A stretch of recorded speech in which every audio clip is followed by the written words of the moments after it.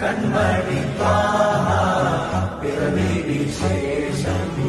മഴവില്ലു Mecca പ്രദേശം മുത്തായ നൂറിൽ